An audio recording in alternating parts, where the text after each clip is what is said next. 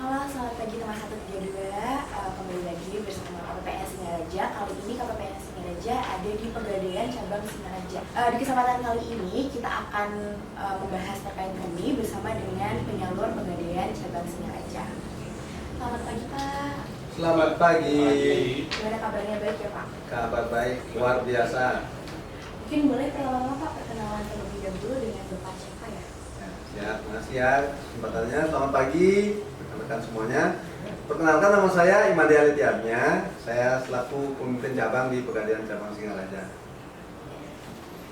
Selamat pagi semuanya. Saya Nengah Sudiana dari Pegadaian Singaraja. Kalau boleh tahu Bapak di bagian apa Pak? Saya di bagian mikro. Kalau Bapak sudah berapa lama nih berkecimpung di Pegadaian ini? Kalau di Singaraja maksudnya? Iya, boleh Singaraja. disebut aja dan secara keseluruhan. Oh ya, saya masuk Pegadaian dulu mulai tahun 1995. Lama juga ya, udah 27 tahun. 20 tahun sudah di akhir-akhir masa bakti saya nih. Kalau di Singaraja baru 1,5 bulan, pertengahan Agustus saya masuk sini. Oh, berarti belum pernah bertemu KPPN Singaraja sama sekali? Belum Iya. sempat, nanti saya akan sempat. Kalau Bapak gimana nih Pak? Kalau saya masuknya dari tahun 2003. Nah, kalau yang di Singaraja saya bertugas sudah 3 tahun di sini. Tapi kalau mikro saya baru pegang 6 bulan. Bulan-bulan Ya. ini sama saya juga kan baru bertemu dengan Bapaknya, baru bertemu dengan Bapaknya. Iya. Pak Nengah juga ya, sebelumnya koordinasi dengan Pak Didi. Pak Didi, ya. Iya. Bisa dijelaskan Pak, Pegadaian itu apa sih? Oh iya, makasih ya pertanyaannya. Kadang-kadang banyak nasabah ataupun masyarakat menanyakan apa sih Pegadaian itu. Iya. Nah, makhluk apa Pegadaian itu gitu. Nah, Pegadaian itu adalah salah satu lembaga keuangan bukan bank yang bergerak dulunya bergerak khusus di bidang gadai, jasa gadai. Nah, seiring dengan perkembangan zaman, kami bertransformasi, bukan hanya jasa gadai aja yang kami salurkan ke masyarakat, tapi kredit non gadai juga. Nah, salah satunya seperti ini, kredit tambah mikro, kredit mikro UMI itu seperti itu, dan macam-macam produk lainnya. Ya, kalau misalnya kita dengar Pegadaian kan pasti identiknya itu dengan gadai ya Pak. Ya. Kalau layanan lain mungkin bisa dijelaskan Pak, selain yang mikro ada apa aja sih di Pegadaian? Nah, di Pegadaian tuh sekarang kami punya jargon Pegadaian itu serba bisa gitu. Sekali Pegadaian ibaratnya semua kebutuhan masyarakat bisa terpenuhi. Orang punya dana bisa ke Pegadaian, perlu dana juga bisa ke Pegadaian. Nah, selain produk-produk gade dan non gade yang kita salurkan, juga bermacam-macam produk investasi yang bisa kita berikan ke masyarakat. Seperti misalnya salah satunya ada kredit kepemilikan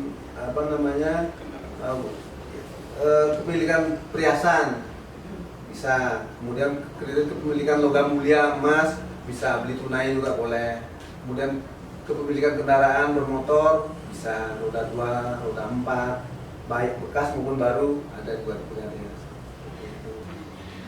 Kalau boleh tanya nih Pak, UMI di Pegadaian ini tuh bagaimana ya? Pembiayaan UMI di Pegadaian Singaraja ini? Kalau di Singaraja khususnya secara keseluruhan juga di Pegadaian, sampai saat ini lancar-lancar saja sih, tidak masalah. Nggak banyak sih kendalanya. Kalau di sini UMI itu masyarakat itu sangat antusias dia mencari kredit UMI. Lebih lanjut nih Pak, terkait Ya. kredit UMI ya, atau pembiayaan UMI. Nah, pembiayaan UMI yang Bapak ketahui ini apa nih? Pengertian terkait pembiayaan. Kalau kredit UMI yang disalurkan di Pegadaian itu ada UMI mikro dan UMI kredit cepat aman atau KCA kami sebut. Kalau kredit UMI mikro itu rentang pinjamannya dari 1 juta sampai 10 juta. Itu syaratnya dia harus memang pengusaha, kemudian jarak usahanya itu tidak lebih dari 10 kilo dari hotel penyalur. Begitu juga kredit KCA, kredit cepat aman ini memang basisnya gade, tetapi dia bisa mendapatkan kredit KCA UMI dengan catatan dia punya usaha, kemudian pinjamannya tidak lebih dari 10 juta. jangka waktunya 4 bulan. Kalau gade Umi itu jangka waktunya 4 bulan. Kemudian jarak outlet dari dari tempat usahanya tidak lebih juga dari 10 kilo. Nah, Kalau di cabang Singaraja ini ada berapa outlet nih Pak?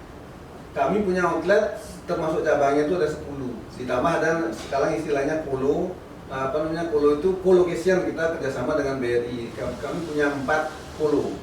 Itu jadi jumlahnya 14 outlet termasuk polo itu. Ini sampai dengan Seririt ya Pak? Ke baratnya sampai Gerogak kalau polo kami itu. Sampai Gerogak, terus timurnya sampai di Kubu Tambahan. Kalau di sini tuh udah berapa banyak nih Pak yang menjadi debitur Umi di Pegadaian Singaraja?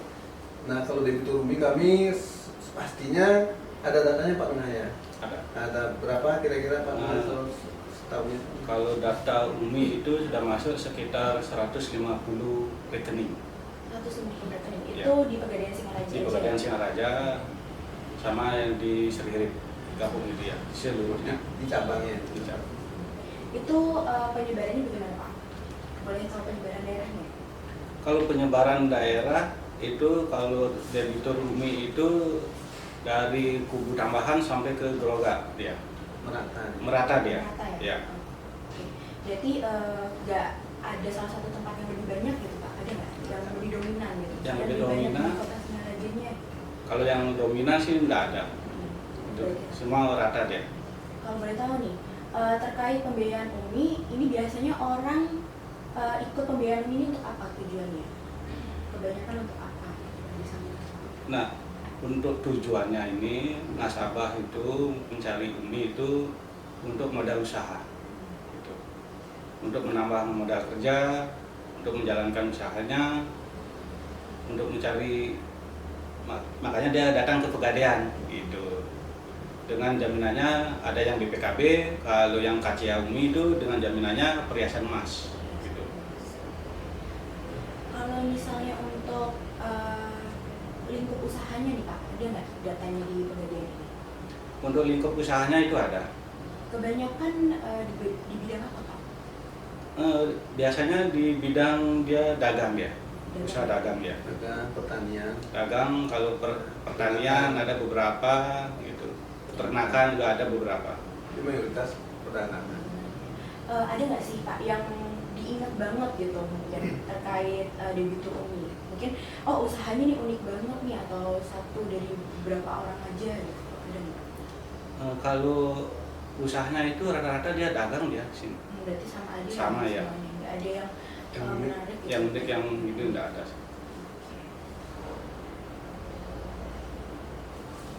Mungkin bisa dijelaskan Pak proses penyaluran Uminya ya dari awal kita mengajukan sampai nanti diterima nasabah di Pegadaian Singaraja itu bagaimana?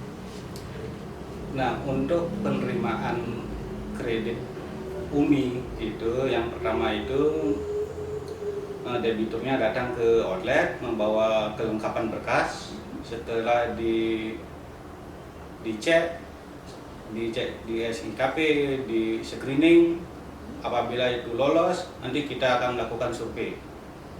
Setelah melakukan survei kita menganalisa, nanti kurang lebih sekitar 2 hari nasabah sudah terima dana untuk kreasi Umi. Ya. Kalau untuk yang saat ini Pak? Kalau yang KCA Umi itu debitur datang membawa perhiasan, nanti ditaksir oleh penaksir dari Pegadaian. Setelah itu nanti langsung di input di sistem. Apabila dia lolos SIKP-nya, nanti akan dilakukan cetak surat dan kita melakukan langsung survei besoknya, dan hari itu nasabah datang langsung terima uangnya dulu. Jadi baru langsung di survei belakangan untuk KCA Umi-nya. Kalau untuk jarak nih antara pertama debitur menyampaikan kelengkapan datang ke outlet gitu dengan pencairan rata-rata berapa hari? Kalau KCA Umi dia langsung dapat uang, itu. langsung dapat dana, karena dia kan langsung membawa perhiasan emas. Iya. Karena KCA Umi jaminan pokoknya itu perhiasan emas. Kalau kreasi Umi dia jaminan gitunya BPKB gitu. Nanti 2 hari sudah cair Pak. Maksimal 2 Ya. hari. sesuai dengan kelengkapan berkas dan lolos SIKP dan BI checking. Kira-kira saya. Nah, kalau kan ada dua gini nih, ada dua sistem apa namanya pembiayaan dengan sistem UMI itu. Satu kreasi UMI. Ini ahlinya nih Pak Tengah nih. Kalau KCA UMI barangkali teman-teman di loket ini. Kalau KCA UMI itu gini, kalau boleh saya jelasin karena saya juga baru di sini, tapi di cabang lain kan sama juga nyalurkan KCA UMI. Kalau KCA UMI nasabah itu datang ke loket, dia sama seperti gade biasa gitu ya. Nah kalau dia misalnya pinjamannya di bawah 10 juta, nah kita tawarin, tanyain dulu nasabahnya, bapak ibu punya usaha nggak? Kalau ada usahanya apa gitu, misalnya masuk nggak dengan kriteria syarat-syarat UMI, KCA UMI itu. Kalau masuk, kita tanyakan lagi jarak rumahnya dari loket ini, misalnya di cabang Singaraja, tanyain jaraknya misalnya kurang dari 10 kilo, kita tindak lanjuti. Nah kita ada proses di sana, itu ada di sistem kami itu nanti pilih apa KCA biasa, KCA UMI ada pilihannya. Nah begitu dia masuk, kita proses dan goal gitu, misalnya udah lolos SIKP, dia langsung dapat dana nih.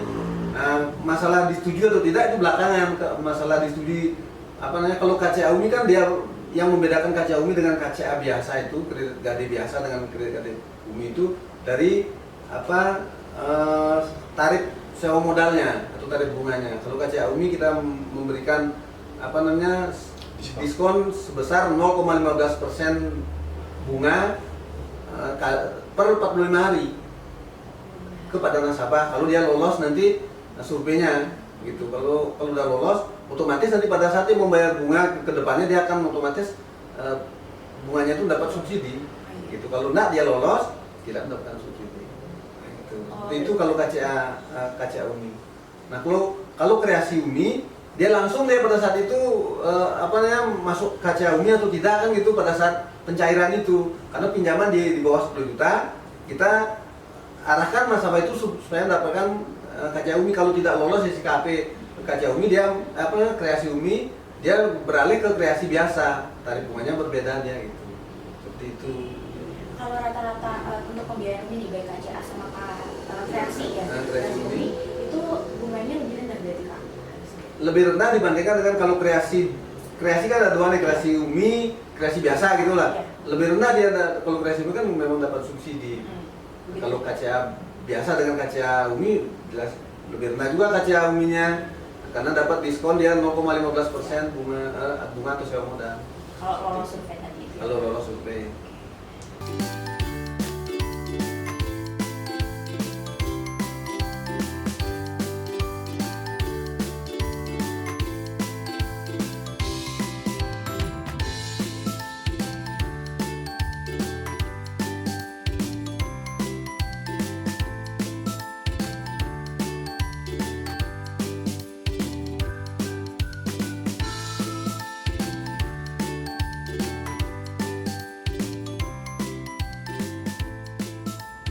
Pegadaian mengatasi masalah tanpa masalah. DJPB Handal.